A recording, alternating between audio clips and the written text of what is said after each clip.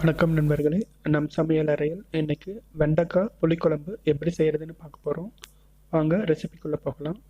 அதுக்கு முன்னாடி நம்ம சேனலை இது வரைக்கும் சப்ஸ்கிரைப் பண்ணாதவங்க கீழே உள்ள ரெட் கலர் சப்ஸ்கிரைப் பட்டனை ப்ரெஸ் பண்ணி கூடவே பெல் ஐக்கானையும் கிளிக் பண்ணிக்கிட்டா நாம் போடுற வீடியோ அப்டேட்ஸுக்கு உடனுக்குடன் நோட்டிஃபிகேஷன் வரும்.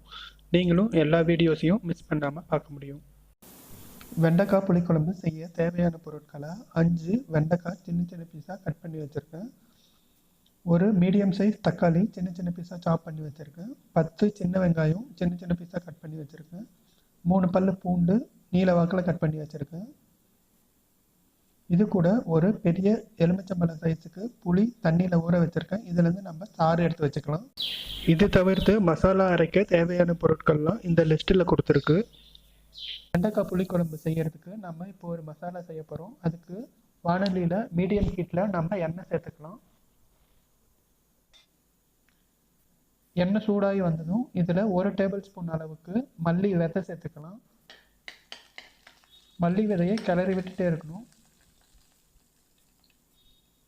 இது கூட 3 பீஸ் வரமிளகா சேர்த்துக்கலாம். வரமிளகா சேர்த்து பொன்னிறமாக வர வரைக்கும் நம்ம இதை கிளறி விடலாம்.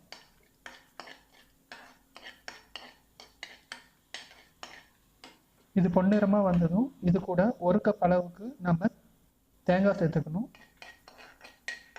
தேங்காய் சேர்த்து கோல்டன் ப்ரௌன் கலர் வர வரைக்கும் இதை நம்ம கிளறி விட்டுட்டே இருக்கணும்.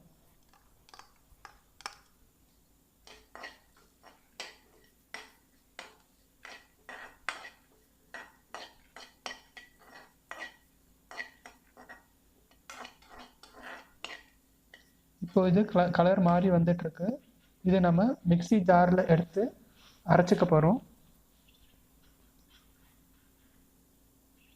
மசாலா அரைச்சி ரெடியாக வச்சாச்சு. இதை நம்ம ஒரு பக்கம் வச்சுக்கலாம்.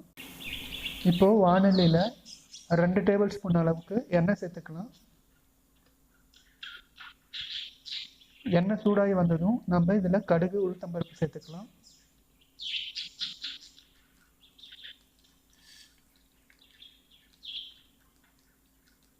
கடுகு உளுத்தம்பருப்பு வெடித்து வந்ததும் இது கூட நம்ம கருவேப்பிலை இலை சேர்த்துக்கலாம்.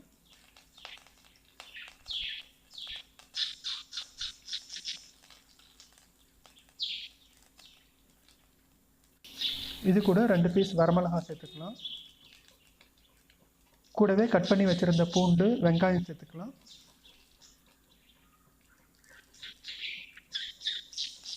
வெங்காயம் சேர்த்து நல்லா கோல்டன் ப்ரௌனாக வர வரைக்கும் நம்ம இதை கிளறி விட்டுட்டே இருக்கணும்.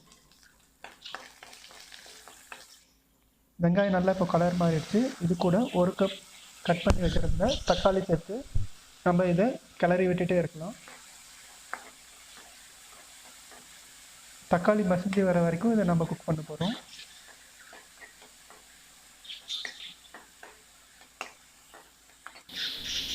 தக்காளி குக்காய் நல்லா மசிஞ்சு வந்திருக்கு.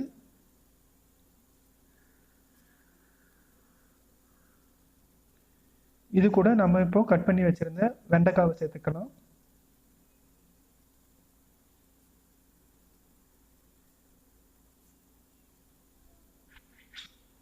வெண்டைக்காயில் இருக்க ஈரப்பதமே இதுக்கு போதும் குக் ஆகிறதுக்கு. நம்ம தனியாக தண்ணி ஊற்ற தேவையில்லை. இதை நம்ம வெண்டைக்காய் பொன்னிறமாக வர வரைக்கும் இதை கிளறி விட்டுட்டே இருக்கணும். சுவைக்கேற்ப உப்பு சேர்த்துக்கலாம்.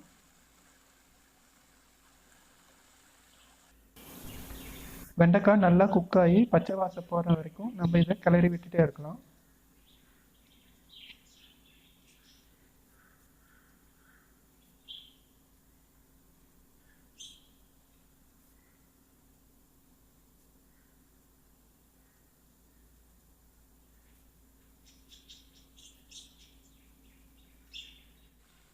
வெண்டைக்காய் நல்லா குக்காகி வந்துருச்சு.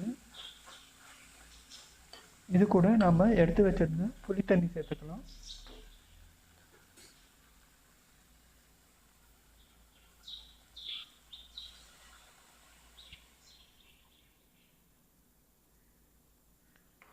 புளி தண்ணி சேர்த்து நல்லா 2 கொதி வர வரைக்கும் இதை நம்ம கிளறி விட்டுட்டே இருக்கணும்.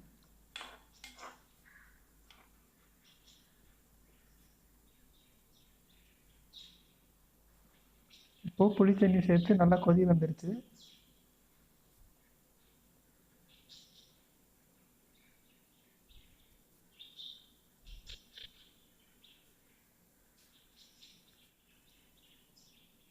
இது கூட நம்ம அரைச்சி வச்சுருந்த மசாலாவை சேர்த்துக்க போகிறோம்.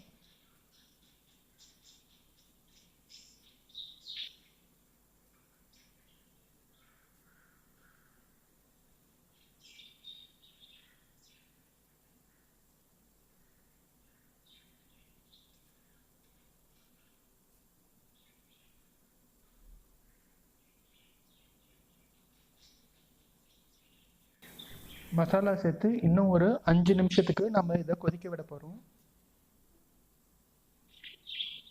இது கொதிச்சுட்டு இருக்கும் போதே உப்பு சரி பார்த்து நம்ம தேவைக்கு ஏற்ப போட்டுக்கலாம்.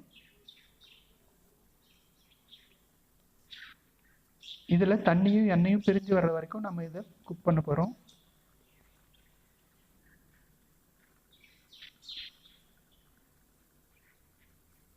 தண்ணியும் எண்ணெயும் நல்லா பிரிஞ்சு இப்போ குழம்பு ரெடி ஆயிடுச்சு. நம்ம இது மேலே கொத்தமல்லி இலை தூவி இறக்கி வச்சிடலாம். வீட்டிலேயே செஞ்ச ஹோட்டல் ஸ்டைல் வெண்டைக்காய் புளிக்குழம்பு சூப்பராக ரெடி ஆகி வந்துருச்சு. இந்த ரெசிபியை நீங்களும் வீட்டில் ட்ரை பண்ணி பாருங்கள். ட்ரை பண்ணி பார்த்துட்டு எப்படி இருந்தது எனக்கு கீழே கமெண்ட் செக்ஷனில் பதிவு பண்ணுங்கள். இந்த ரெசிபி உங்களுக்கு பிடிச்சிருந்தா லைக் பண்ணுங்கள், உங்கள் ஃப்ரெண்ட்ஸ் கூட ஷேர் பண்ணிக்கோங்க. சஜஷன்ஸ் எதுனா இருந்துச்சுன்னா கீழே கமெண்ட் பாக்ஸில் பதிவு பண்ணுங்கள். மறக்காமல் நம் சமையல் அறையில் யூடியூப் சேனலை சப்ஸ்கிரைபும் பண்ணிக்கோங்க. வேறு ஒரு ரெசிபியோடு சந்திக்கலாம். தேங்க்யூ ஃபார் வாட்சிங்.